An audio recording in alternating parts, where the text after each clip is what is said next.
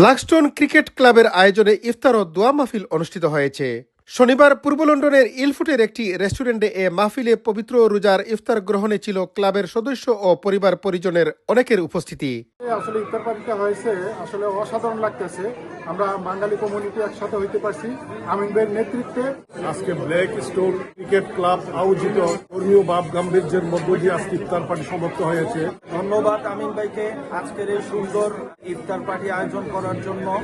ধন্যবাদ টিউলিপ সিদ্দিকী।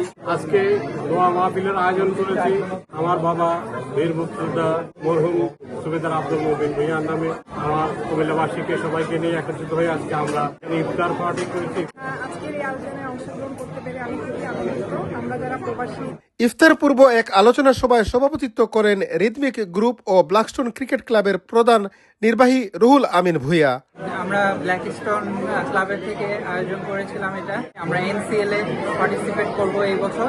আজকের ইফতার party rhythmic care rhythmic গ্রুপের অর্গানাইজ করা হয়েছে। সকলকে আমি আন্তরিকভাবে ধন্যবাদ জানাচ্ছি। কক্সবাজার আমিন ভাইয়ের এই উদ্যোগকে আমরা স্বাগত জানাই।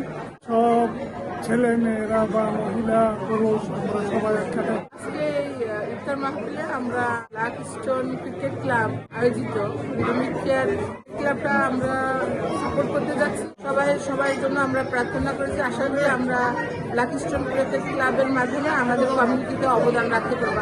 ক্লাবের সাবেক সভাপতি মুকিত হায়দার ভূঁইয়ার পরিচালনায় এতে আরো উপস্থিত ছিলেন রিদমিক গ্রুপের পরিচালক Mrs tulip Sultana, Blackstone cricket ক্লাবের সভাপতি ফুরকান চৌধুরী, সেক্রেটারি হারুনুর রশিদ, ব্যবস্থাপক নয়ন মাহমুদ, অধিনায়ক মেসবাউল হক সহ অধিনায়ক আব্দুর রাজ্জাক নুমান সহ আরো অনেকে।